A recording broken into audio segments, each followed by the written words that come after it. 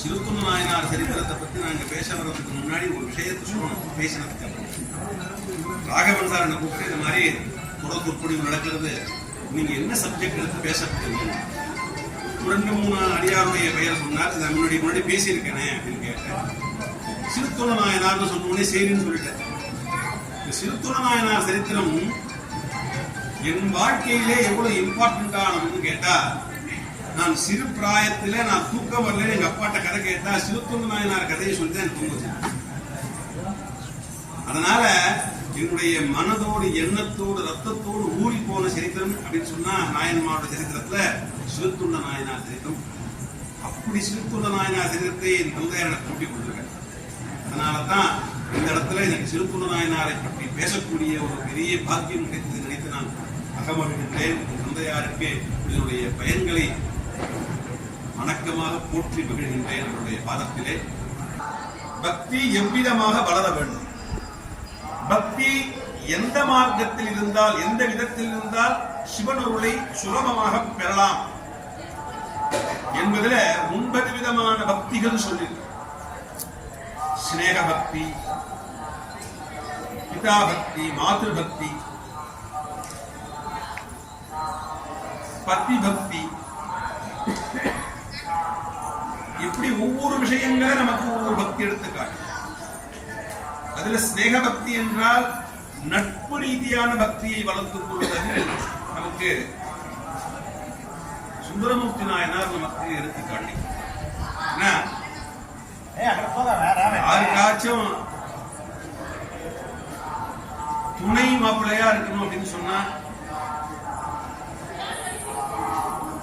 காதலுக்கு தூது போகணும்னு சொன்னா நட்பை விட வேற யாராலையும் போக முடியும். அப்படியே செங்கிலி நாச்சியாரிடம் தூது சென்ற பெருமான் நட்புக்கு இலக்கணமாக அமைந்தார். அப்படிப்பட்ட சுந்தரமூர்த்தி நாயனார் ஒரு சமயம் சிதம்பரத்திற்கு தில்லைக்கு வருகின்றார். தில்லைக்கு வரும்பொழுது எந்த நேரத்துல எங்க போனாலும் அவருக்கு காட்சி கொடுத்துட்டே இருப்பார் பரமேஸ்வரன் நடராஜன். எங்கெங்க என்னென்ன வடிவாக இருக்கின்றாரோ அங்கெல்லாம் அவ்விதமாகவே அருளக்கூடிய காட்சி அருளக்கூடிய மூர்த்தி சிதம்பரத்திலே ஒரு வலம் வர திருவீதி வலம் வந்து கோயிலுக்குள்ள போறார். கோயிலுக்குள்ள வரும் பொழுது இறைவன் திருத்தார் என்று சொல்கிறார். காட்சி தரல, மனசு கனத்து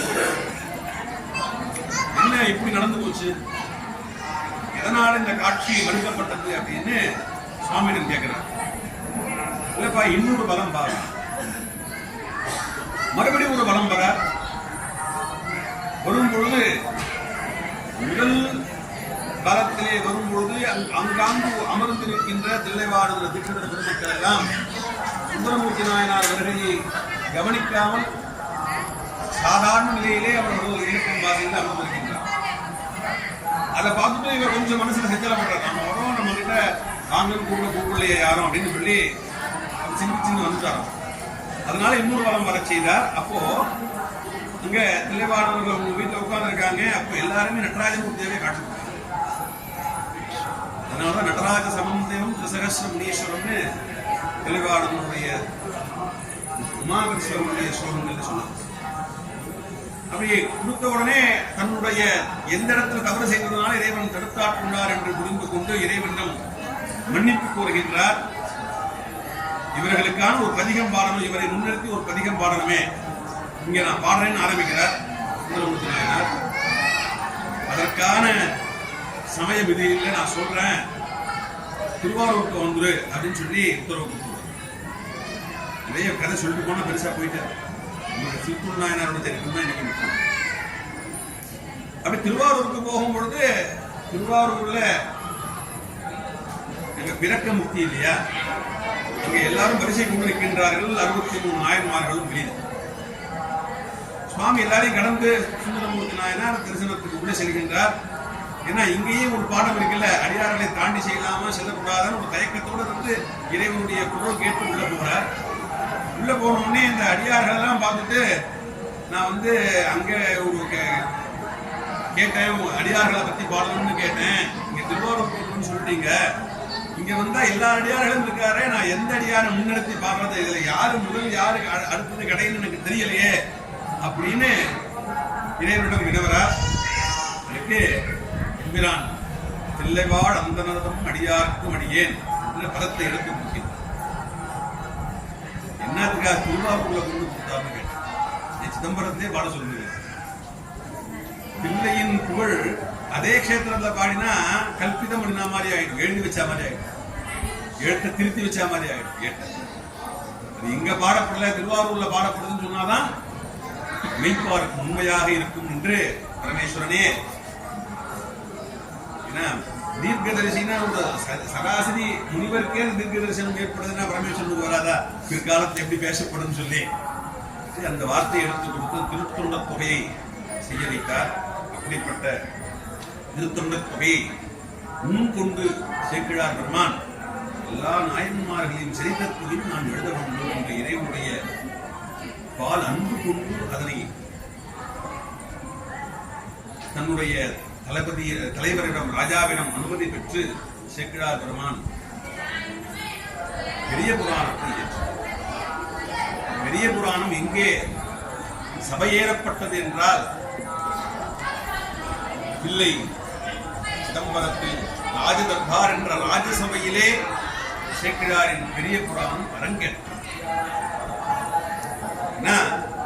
அதற்கான சரியான சபையை அங்கீகரிக்கக்கூடிய முக்கியமான அரங்கம் எது என்று கேட்டால் தில்லைவாழந்தனுடைய வழிபாட்டிலே அனவரதமும் ஆனந்த தாண்டவம் ஆடி வருகின்ற எம்பிரானுடைய திருவடி மட்டும்தான் அந்த அரங்கம் என்பது மெய்ப்பளித்தது செய்வதற்கு தலையான தலமாக விளங்கும்.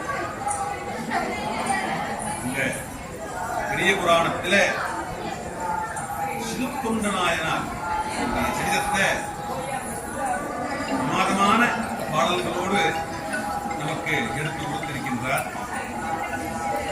இறைவன் டெஸ்ட் பண்ணணும் முடிவு பண்ணிட்டார். தான் ஒரு திருவுடை தரித்திருக்கிறார். அவர் எப்போதும் திகம்பரனா இருக்கிறார். அவர் திகம்பரனா இங்க வர முடியும். அதனால சாதாரண ஒரு காவி உடையை தரித்திருக்கிறார். சாதாரணமான சங்கு பூக்களாலே தோடு செவிகளிலே தோடுகள் மாட்டிக்கொள்ளும். தன் ஜடாமுடியிலே காட்டு பூக்களை எழுந்து கையிலே கமண்டலம் மண்டை ஓடு இவைகளை தூக்கிக் கொண்டு வடக்கிலே அவதூதன்னு சொல்லுவோம் இல்லையா, அவதூதர்கள் அகோரிகள்னு சொல்றோமே, அந்த மாதிரி ஒரு உருவெடுத்துக் கொண்டு என்ன பண்றார், திருச்செங்காட்டாங்குடி வந்தவர். திருச்செங்காட்டாங்குடி வந்தாச்சு. என்னன்னா சாப்பிட வேணும். சாப்பிடறதுக்கு யாரா சாப்பாடு போடுவான்னு பார்த்தேன். நேரம் அந்த பரஞ்சோதியார் அப்படின்னு கேள்விப்பட்ட உடனே நேர பரஞ்சோதியாருடைய இல்லத்திற்கு ஒரு திருச்செங்காட்டாங்குடியில் அன்னம்பாளிப்பு யார் செய்கின்றார்னா எல்லாரும் கை காட்டுறாங்க, பரஞ்சோதியார் இல்லைன்னு சொல்லி. அப்படியே தேடி வந்து சிவனடியார் என்ன பண்றாரு, அவங்க வீட்டு வாசல்ல வராரு. அன்னைக்குன்னு பார்த்து எந்த சிவனடியாரும் கிடைக்காம அன்னம் பாலிப்பதற்கு எங்கேயானு தேடி வரணுமேன்னு சொல்லி ஊர் ஃபுல்லா தேடிக்கிட்டு போயிட்டு இருக்காரு பரஞ்சோதியார். இந்த பக்கம் தேடிட்டு போயிட்டு இருக்கிற போது எப்படியா வந்துட்டாரு யாரு, இவர் எங்க வீதி வளமா வந்தாரு, கைலாசத்திலேருந்து நேரடியாக கீழே இருக்காரு. அன்னைக்கு எந்த சிவனாடியாரும் கண்ணில் கிடைக்காத மாதிரி திரஸ்கரணம் கேட்ட சுவாமிக்கு தான் அந்த திரோபாவம் அனுப்பியம் இருக்கேன். கண்ணில் தெரியாது, சிவனடியார்கள் அங்க இல்லாம இல்ல, அந்த ஊர்ல சிவனடியார்கள் இல்லாம இல்ல. அன்னைக்கு யாரையும் கண்ணில் புலப்படும்படியாக செய்யவில்லை, தான் மட்டுமே சிவனடியாராக காண்பித்தார். அப்படி வீட்டு வாசல்ல வந்து அம்மா பகவதி பிக்ஷாம் தேகின்னு கேட்கிறார். அங்க வேலை செய்யக்கூடிய ஒரு தாதி, ஒரு பெண்மணியானவள் சந்தனத்தாதின்னு ஒரு பேர். அந்த பெண்மணியார் வெளில வந்து ஐயா வாங்க ஐயா சிவனடியார், அவங்களுக்கு ஐயா தான் கூட்டு வந்திருக்காங்கன்னு நினைச்சுக்கிட்டு வாங்க ஐயா உட்காருங்க, கொஞ்ச நாளில வந்துருவாங்க ஐயா அன்னம்பாளி படுத்துக்கலாம் அப்படிங்கிற. அப்படியா பரஞ்சோதியார் இல்லம் இதுதானா? அப்படியா, சரி அப்ப நான் உள்ள உட்கார மாட்டேன், ஏன்னா ஒரு பெண்மணி மட்டும் இருக்க, நான் இந்த இடத்துல உட்கார்ந்தா எனக்கு மரியாதை கிடையாது. சும்மா பக்கத்துல கோயில் வாசல்ல ஒரு அத்திமரம் இருக்கு, அது வாசல்ல போய் உட்காந்துக்கிறேன், அவர் வந்தா நீங்க கூப்பிட சொல்லு, நான் வந்துக்கிறேன்பா அப்படின்னு சொல்லிட்டு ஒரு போயிட்டேன். இப்படி சுத்தி வரும்போது யாரும் கிடைக்கலன்னு மனம் நொந்து போய் வராது வீட்டுக்கு. அன்னம்பாளி செய்ய முடியும், தான் பசியார முடியவில்லை என்று நினைக்கல. அவர் அங்க என்ன நினைக்கிறாரு, இன்னைக்கு பக்தர்களுக்கு அன்னம் பாலிக்கலையே, சிவனடியாருக்கு அன்னம் பாலிக்கலையே. ஏன்னா சிவனடியாருக்கு அன்னம் பாலிக்கு தானே மக்களுக்கு அன்னம் பாலிக்க முடியும், மக்களுக்கு அன்னம் பாலிக்க முடியும், அப்பதான் தான் பண்ண முடியுங்கிறது அந்த அர்த்தபட்சமாக வைத்துக் கொண்டு தேடுறார். அப்ப அந்த மனம் முன்பு வரும் பொழுது அந்த காதி என்ன சொல்றா, இப்போ சிவனடியார் வந்தாங்க, அந்த சிவனடியார் இப்பொழுது அந்த அத்திமர தடியில உட்கார்ந்து இருக்கேன்னு சொல்லிட்டாங்க. அந்த சிவனடியார் என்ன பண்றாரு, அங்க போய் உட்கார்ந்துருக்காரு அத்திமர தடியில, நீங்க போய் அவரை போய் பார்த்துட்டு வாங்க, அழைச்சிட்டு வாங்க சாப்பிட அப்படின்னு சொல்லி சொல்றாங்க. அப்ப அவருக்கு ரொம்ப சந்தோஷமாயிடுது, ரொம்ப புலனாங்கிதமாயிட்டார். ஆஹா, இன்னைக்கு அடியார் கிடைச்சி விட்டார், கஞ்சம் இல்லாம போச்சு, அன்னம் பாலிப்பு கஷ்டம் இல்லாம போச்சுன்னு ஓடி போற. ஓடி போற உடனே அத்திமரத்தடியில பரமேஸ்வர ஸ்வரூபமாகவே காட்சியளிக்கக்கூடிய பைரவராக வந்திருக்கக்கூடிய பைராகியை பார்த்துட்டு, சிவனடியாரை பார்த்துட்டு அஷ்டாங்க நமஸ்காரம் செய்யறார், வணங்குறார். கீழே விழுந்து விழுந்து விழுந்து வணங்குகின்றார். விழுந்து வணங்கின உடனே அவர் சந்தோஷம் அடைந்து ஆசீர்வாதம் கொடுத்து உங்களுடைய எண்ண வேட்கை எல்லாம் நிறைவேறுகன்னு சொல்றார். சொன்ன உடனே என்ன வேணும் சுவாமி, சிவனடியாரா காட்சி கொடுத்துருக்கீங்க, அன்னம் பாலிப்புக்கு வீட்டுக்கு வரணுமே அப்படின்னு கூப்பிடுறார். அழகா, அதெல்லாம் உண்மைதான்பா, ஆனா என்னுடைய நிலை என்னன்னு தெரியாது, நான் வடக்கிருந்து வரேன். சரி, சந்தோஷம். நான் 6 மாதம் வரைக்கும் சாப்பிட மாட்டேன், 6 மாதத்துக்கு ஒரு தடவை தான் சாப்பிடுவேன். நின்று போச்சு, வீட்டுல நின்று போச்சு. என்ன சிவனடியார் கிடைச்சிட்டாருன்னு அவர் அன்னம் பாலிப்பு செஞ்சுட்டு மக்களுக்கு அன்னம் பாலிக்கலான்னு ஆசையோட போனவருக்கு 6 மாதம் தான் சாப்பிட்டு இவர் எந்த நாள்ல சாப்பிட்டு எப்ப அன்னம் பாலிப்பு வந்து போச்சு. அப்படியே ஸ்டக் ஆயிட்டேன். ஸ்டக் ஆன உடனே அந்த நாள் வந்து போச்சு. அந்த 6 மாதத்துக்கு ஒரு தடவை சாப்பிட்ற நாள் இன்னைக்கு தான் பாரு. சரிப்பா, அப்ப சொல்லுங்க வந்துருங்க. ஆனா நான் இத மாதிரி எல்லாம் சாப்பிடுறது இல்லப்பா, நீ நினைக்கிற மாதிரி அறுசுவை விதத்தெல்லாம் நான் சாப்பிடுறது இல்லை. நான் பசுவை சுட்டு மட்டும்தான் சாப்பிடுறேன், பசுக்கறிகள் மட்டும்தான் சாப்பிடுறேன். அதுல ஒன்றும் பெரிய கஷ்டப்படல. பசுக்கறி தானே, உங்களுக்கு என்ன மாதிரி பசு வேணும்?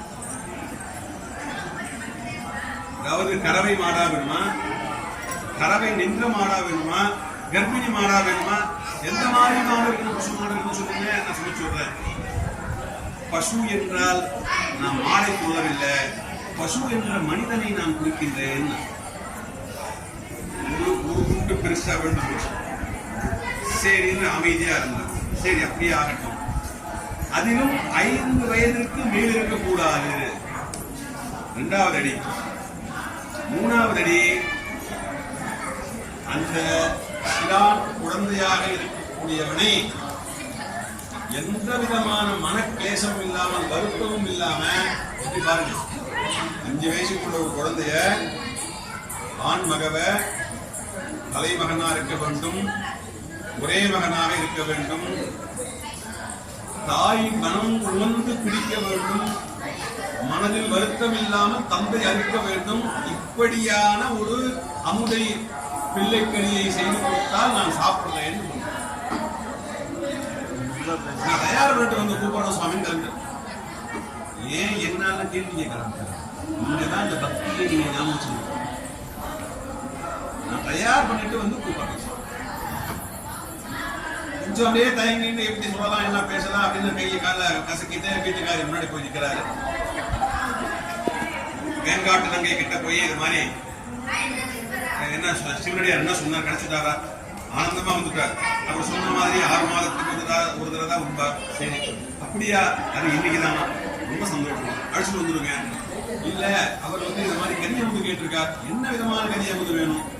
பிள்ளைக்கறி வேணுமா? அப்படியா?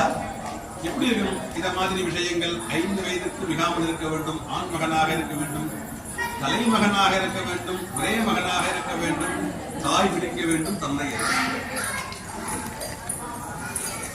இதுக்கு என்ன நம்ம சீராளன் ஐஸ்வரன். அடுத்த வார்த்தை என்ன? நம்ம சீராளன் ஐஸ்வரன். பள்ளியில இருந்து ஐஸ்வரன் தானே. பள்ளியில ஐஸ்வரன் தானே மறுபடியும் குளிப்பாட்டுறாங்க, எண்ணெய் வைக்கிறாங்க, மங்கள ஸ்நானம் பண்ணி வைக்கிறாங்க, புடைக்கிறாங்க, பொன்னாடை பூத்துறாங்க, அழகுபடுத்துறாங்க, சீவிறாங்க, சிங்காரிக்கிறாங்க, எல்லாம் பண்றாங்க.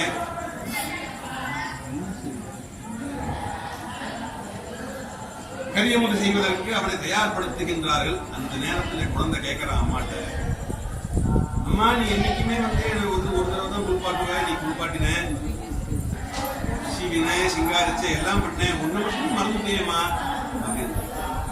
என்னடா மறந்துட்டேன், எப்பவும் என்ன முத்தம் குஞ்சுவே அதை கொஞ்சலையேம்மா அப்படின்னு கேட்கலாம் குழந்தை. இல்லையப்பா நீ இன்னைக்கு புனிதமாக போகின்றாய், உண்மையில் என்னுடைய எச்சல் படக்கூடாது, அதனால் முத்தம் கொஞ்சலப்பான்னு எவ்வளவு கனத்த வலியுடன் சேர்ந்த நெஞ்சத்தோடு அந்த அம்மா சொல்லுப்பா. சொல்ல முடியும். குழந்தை தன்னை கொஞ்சலேன்னு கேட்கும் போது எடுத்து வாரி அணைக்க மாட்டாளா ஒரு தாய்? அந்த இடத்திலும் அந்த பக்தி வைராக்கியம் இருக்கு. அப்படி அந்த வலியோடு அந்த கனத்த முகத்தை எல்லாம் மறந்து விட்டு தாய் பிடிக்க தந்தை இருக்கின்றார். முகத்திலே எவ்வித வேதனையும் காட்டார். பிள்ளைக்கறிய அடுத்தாச்சு, பிள்ளைக்கறி ரெடி ஆயிடுச்சு. பிள்ளைக்கு ரெடி ஆயிடுச்சுன்னா யாரை போட்டு நேர சிவனடியார் வச்சு. அதாவது பிள்ளைக்கறி செய்யும் பொழுது ஒரு தன்மை மிக்க விஷயத்தை எவ்வளவு தயக்கத்தோடு இருந்தால் இப்படி செய்ய முடியும், எப்படி தாராளத்துவம் இருந்தால், எப்படி ஒரு பக்தி வைராக்கியம் இருந்தால் அதை செய்ய முடியும். இந்த இடத்துல இதே இடத்துல இன்னொரு அம்மையார், சிவனடியார் அம்மையார் என்ன பண்றாங்க, இறைவன் அங்கே சிவனடியார் வேடம் கொண்டு போய் திருவபுரிக்கு போறார். போன உடனே அந்த சிவனடியாரை பார்த்துட்டு ரொம்பவே சந்தோஷப்பட்டு நான் இங்க அமுது வரேன் அப்படின்னு சிவனடியார் சொல்லிட்டாரு. திருவேடம் கொண்டு போனது யாரு? பெருமாள். சொல்லிட்டு மறைஞ்சு நின்று பார்க்கிறார், என்ன செய்யறா, எப்படி சமைக்கிறார். சமைக்கிறத பார்க்கும் பொழுது எல்லாம் அற்புதமான எவ்விதமான தூய்மையான பதார்த்தங்களால தூய்மையான பாத்திரங்கள் வச்சு அங்க இடத்தை சுத்தம் பண்ணி கழுவி மெழுகி எப்படியெல்லாம் சமைச்சா சிவனடியாருக்கு உகந்ததோ அப்படியெல்லாம் பதார்த்தங்கள்லாம் பண்ணியாச்சு. அது பண்ணிட்டு எல்லாத்தையும் கழுவி வச்சுட்டு வர்றதுக்காக தோட்டத்து பக்கம் போயிட்டு வரும்போது என்ன பண்ணிட்டா, அவருடைய பிள்ளை என்ன பண்ணிட்டா தெரியாதுன்னா ஒரு பதார்த்தத்துக்கு வாயிடுச்சு. ஒரு பதார்த்தத்துக்கு வாயில வச்சுட்டதை பார்த்த உடனே அங்கிருந்து கையில அறிவாள் இருந்தது, அப்படி அங்கிருந்து வீசு. சிவனடியாருக்காக படைத்து வைத்திருக்கின்ற திருவள்ளுவர் எப்படிதான் எச்சரிக்கை பண்ணுவாங்க குழந்தைக்கு தெரியுமா? ரமேஸ்வரன் பார்த்து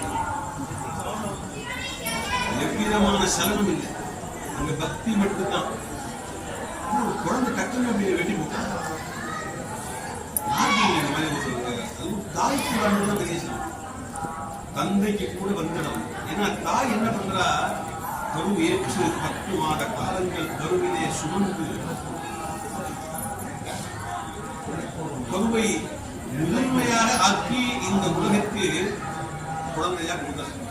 தன்னுடைய உடலை பிழித்து வருகின்ற குழந்தை தன்னுடைய உதிரத்தையே அமுதாக்கி கொடுக்கிற தாய் தன் பிள்ளை எந்த நேரத்தையும் விடமாட்டார்.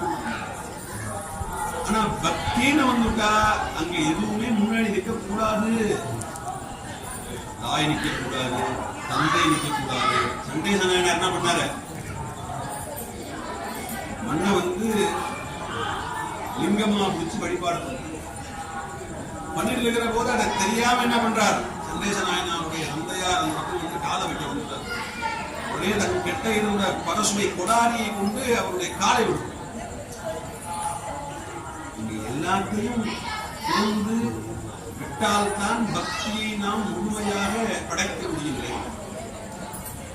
அங்க ஆன்மாங்கிறது எப்படி இருக்குன்னா, பதி பசு பாசம். பதியிடமிருந்து பசுவானது புறப்பட்டு இந்த உலகை வந்து அடைகின்றது. அந்த பசு பதியை அடையக்கூடிய நிலையை மறந்து பாசத்தின் மேல் ஈடுபடுகிறது. பாசம்னா நாம காட்டுற அன்பை இங்க வார்த்தையா சொல்லல, அதைத்தான் இங்கே உருவம் கொடுப்பீங்க பாசம். அந்த பாசம் நமக்கு தேவையில்லாத பிணிகளை எல்லாம் நம்ம சேர்க்கும். அப்போ நம்ம பசுவாக இருக்கின்றோம், மேல பதி இருக்கு, கீழே பாசம் இருக்கு. நாம் பசுவை விடணுமா பதியை விடணுமான்னு பார்த்தா அங்க எதை விடணும்? பாசத்தை விடணும். பாசத்தை ஆணவம் கண்ணும் மாயங்கிறதுதான் நம்ம பாசமா நம்ம சொல்லிட்டு இருக்கு. அப்ப அந்த பாசத்தை விட்டால் ஒழிய நாம் பதியை அடைய முடியாது, இறைவனை அடைய முடியாது. இதுதான் நிலை. அப்போ கீழே இருக்கக்கூடிய அந்த பாசங்கள் அது உருவமாக இருக்கலாம், ரிணானு பந்த ரூபேன பசுபக்தி மிருதாலயா. என்னன்னா கடவுளுக்காக ஏற்பட்டதுதான் இந்த பந்தங்கள். நீதி சாஸ்திரம் என்ன? பதி பத்னி சுதாலயா. பதி கணவன், பத்னி மனைவி, சுதன் குழந்தைகள். இதெல்லாம் எதனால? நாம் ஏற்படுத்தி கொண்ட கடனால், வினைகளால் உண்டு பண்ணப்பட்டவை. ரணக்ஷய க்ஷயம் யாந்தி காதத்ர பரிவேதனான். அந்த கடன் எப்பொழுது முடிகின்றதோ அந்த கடன் அப்பொழுது முடியும் பொழுது அது நம்மை விட்டு முடியும். அதற்காக நீ வேதனை கொள்ளாதே அப்படின்னு நீதி சாஸ்திரம் சொல்லுங்க. அப்ப என்ன பண்ணணும்? நம்ம கீழே இருக்கிறதெல்லாம் விட்டுடணும். நமக்கு அதை யோசிக்க கூடாது. அது இப்படியா இருக்கு அப்படியா இருக்கு. ஒரு நாயனார் என்ன பண்ணாரு? பரமேஸ்வரன் பக்தி பண்ணிட்டு இருக்கிற போது பரமேஸ்வரன் பக்தி பிரத்யட்சமானார். பிரத்யட்சமாயி கொண்டாடி அதை கொடுத்துருவேன் கேட்டார்.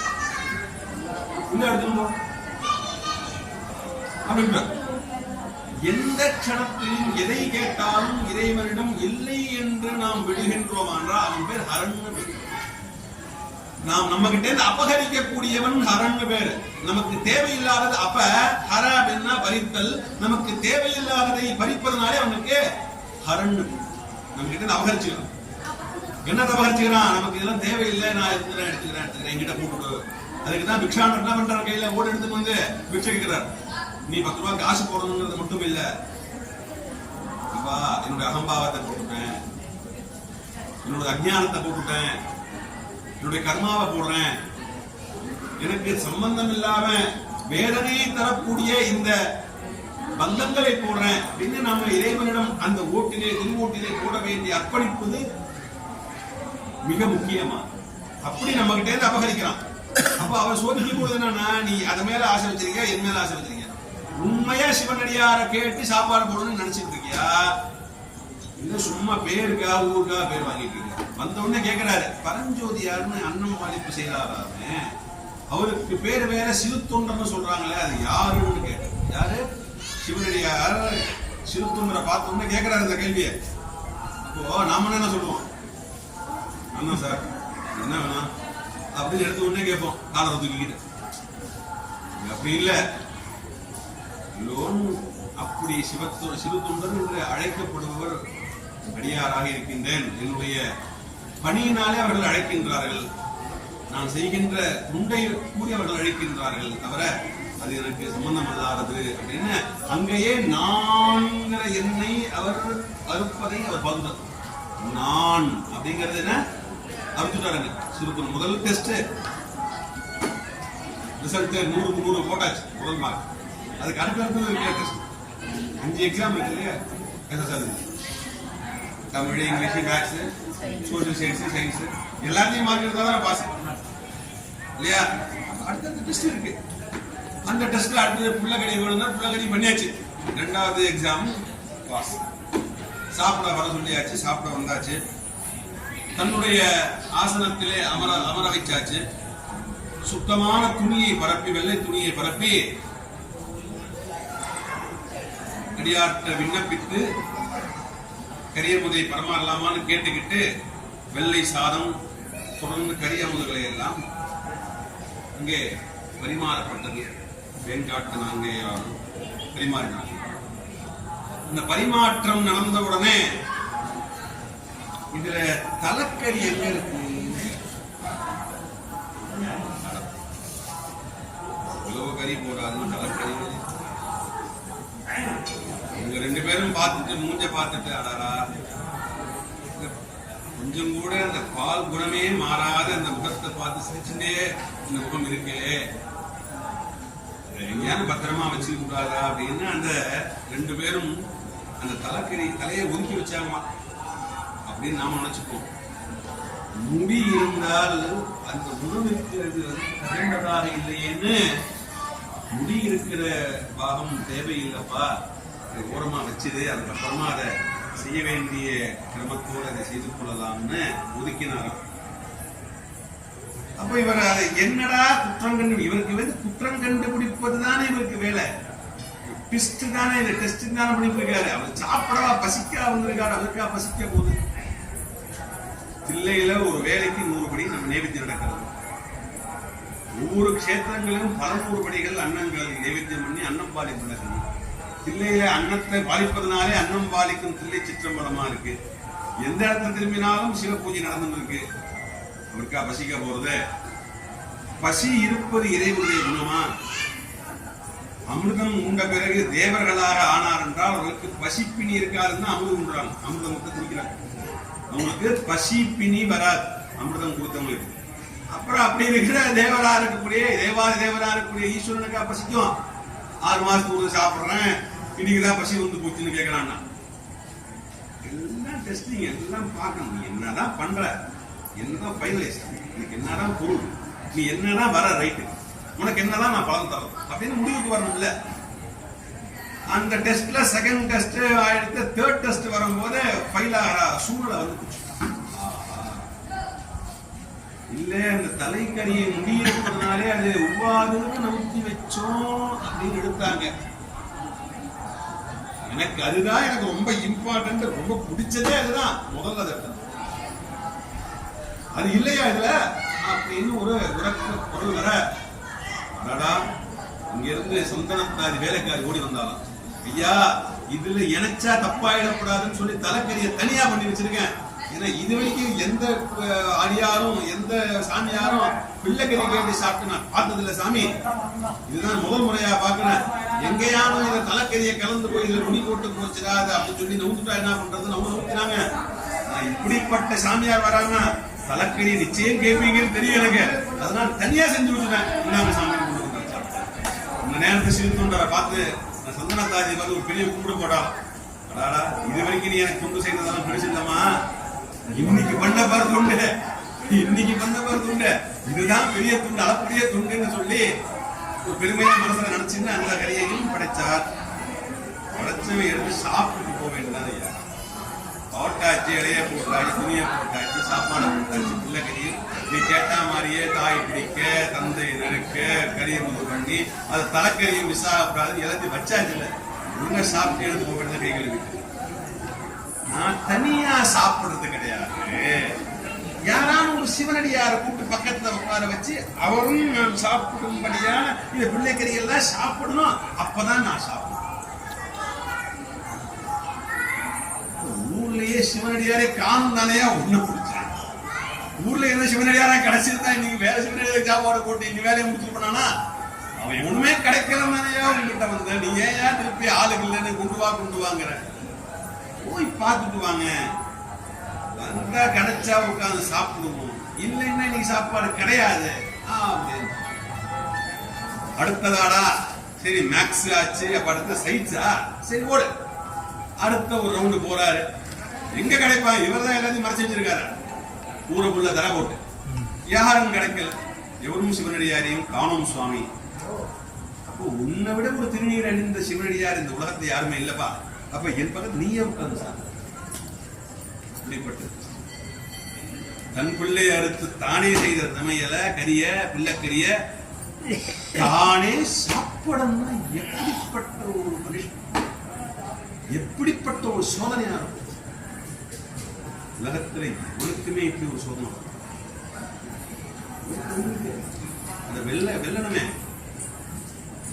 அடுத்த சோசியல் சயின்ஸ் படித்தான் பாக்கி சயின்ஸும் முடிச்சாச்சு, சிவத்தொண்டனா தானே ஆகி உட்கார்ந்தாச்சு, சாப்பிட்டா சரியா போச்சு, சோசியல் சயின்ஸும் வென்றாச்சு. 500 mark centum, okay gold medal. எப்படி சாப்பிடுறீங்களா, உட்கார்ந்து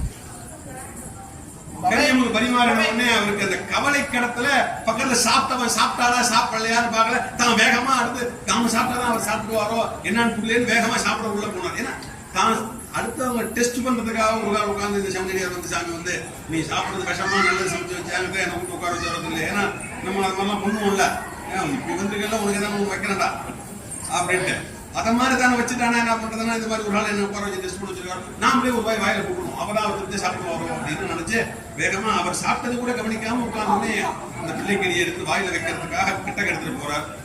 நிறுத்து, 6 மாசமா பட்டினியா கிடக்கணும், எனக்கு இன்னும் அந்த பசி வந்து நான் வேகமா சாப்பிடல, நான் சாப்பிடுறது நீ சாப்பிடுற சரியா நீ மட்டும் உட்கார்ந்தா சரியா. உங்க புள்ள இருக்காரு கேள்விப்பட்டாங்க, அந்த புள்ளி ஆயிடுச்சு ஐயா அவன் இதுக்கு உதவ மாட்டான் ஐயா, அதெல்லாம் எனக்கு தெரியவே தெரியாது, நீ அந்த புள்ளி ஆயிடுச்சு வந்து உட்கார வச்சு சாப்பிட்டாலும் நான் சாப்பிடுவோம், இல்லை நான் சாப்பிடுவேன். அப்படிப்பட்ட ஒரு சூழலே இருவரும் சென்று வெளியிலே சீராளா சீராளா ஓடிவா ஓடிவா ஓடிவா, எனக்காக இல்ல சிவனடியார் உண்பதற்காக மனம் மகிழ்வதற்காக உன்னை கூப்பிடல சீராளா, உடனே ஓடிவான்னு கூப்பிடுறாங்க. பள்ளிக்கூடத்துக்கு எப்படி அமைச்சு வச்சாங்களோ அந்த பால் மனம் மாறாத சீராளன் ஓடி வரக்கூடிய ஒரு கண்களில் காட்சியை பார்க்க கண்ணிலிருந்து தார தார தாரையா தண்ணி நம்ம பையனா ஓடி வரா அப்படிங்கிற ஒரு விலை பார்த்ததே அகமகிழ்ந்து சீராளன் அப்படி தூக்கிட்டு வராங்க சிவனடியார் கிட்டக்க. இங்க பார்த்தா சிவனடியார் இப்படிப்பட்ட சிவனடியார் கேட்டார், இப்படிப்பட்ட சிவனடியாருக்கு நம்ம படைத்த விஷயங்கள் மீறி இவன் இந்த உணவிலே இருப்பான்னு பார்த்தா நேரடியா வந்துட்டான். வந்தவன் இறைவனுடைய அருள் என்றே அவரிடம் கிடைக்க வேண்டும் என்று கிட்ட கழிச்சு வந்தா சிவனடியார காணோமேன்னு வருத்தப்படுறாங்க. பரமேஸ்வரன் சோமாஸ்கந்தராக, சோமாஸ்கந்தர் சொன்ன என்னன்னா சக உமாஸ்கந்தர் வந்துட்டு இருக்க மேலே தோன்ற. சக என்றால் இறைவன், உமா என்றால் பத்னி பார்வதி, ஸ்கந்தர் என்றால் முருகனோடு எப்படி சிறுத்தொண்ட நாயனார் குடும்பம் இருக்கோ அப்படியே தான் குடும்பத்தோடு அங்கே காட்சி கொடுத்தார். காட்சி கொடுத்த பெருமான் உனக்கு இக்காலத்திலே இந்த வாழ்வோடு உனக்கு முக்தி கிடைக்கின்றது, நீ என்னை வந்து சேருவாய், கைலியம்பதி சேருவாய், உன் குடும்பத்தோடு அந்த உன்னுடைய வேலைக்காரியோடு சேர்ந்து வந்து சேருவாய்னு முக்தியை கொடுத்து இறைவன் இருக்கும் வரை இந்த தொண்டை சிறப்புடன் ஆற்றுக என்று மதித்தார். முடிக்கப்பட்டதான சிறுத்துள்ள நாயனா சரித்திரம் 5 சப்ஜெக்டையும் பாஸ் பண்ண தருணத்திலே அந்த கேத்திரத்திலே தில்லையம்பதியிலே இந்த மாதிரி தொண்டர்களுடைய புகழை சொல்லவும் வேணுமோன்னு கேட்கிற மாதிரி அவருடைய புகழை கேட்டுக்கொண்டே இருக்க வேண்டும். எத்தனை பேர் உட்கார்ந்து இருக்காங்க, எத்தனை பேர் கேட்கறாங்க, எத்தனை பேர் சொல்றாங்க அப்படிங்கிற விஷயம் கிடையாது. இது எத்தனை முறை நேற்று கேட்டாச்சு, இன்னைக்கு கேட்டாச்சு, நாளைக்கு கேட்டாச்சுன்னு அது அதுக்கிற விஷயமும் கிடையாது. இன்னைக்கு பால் சாப்பிட்டோம், நாளைக்கு பால் சாப்பிடாம இருக்குமா, இன்னைக்கு காபி சாப்பிட்டோம்னா சாயந்தரம் காபி சாப்பிடாம இருக்குமா, இன்னைக்கு காலையில் டிஃபன் சாப்பிட்டோம், இட்லி சாப்பிட்டோம், எத்தனை நாளைக்கு தொடர்ந்து இட்லி சாப்பிட்டுருக்கோம், எத்தனை நாளைக்கு தோசை சாப்பிட்டுருக்கோம், எத்தனை நாளைக்கு மாம்பழம் சாப்பிட்டு இருக்கோம். ஆக மொத்தம் எதுவுமே அழுக்கிறது இல்லை. ஏன் அழுக்கிறது இல்லை? அடுத்தடுத்து உடனே சாப்பிடுறிய இல்ல. அழுக்கா இருந்ததுன்னா இறைவனுடைய தொண்டர்களின் புகழை கேட்பது எப்படி அழுக்கும்? எத்தனை தடவை கேட்டாலும் அழுக்கக்கூடாது. அழுக்காத திகட்டாத தின் தமிழ்கள் தின் தேன்கள் என்று சொல்லி குருவில் படாத பெய்க மலிவலம் சுரக்க மன்னன் குறுமுறை அவர் செய்க குறைவிலார் உயிரல் வாழ்க நான்மறை அறங்கள் ஓங்க நற்றகம் வேள்வி மல்க மேன்மைக்குள் செய்வநீதி விளங்குக உலகமெல்லாம் வாழி திருமன்றம் கண்ட வழக்கங்கள் வாழி பெருமான் புகழ் கேட்ட வார் செவிகள் வாழி அவனை வணங்கும் உதிச்சென்னி வாழி அவன் ஸ்ரீபாரும் வாய் நம பார்வதி பதயே.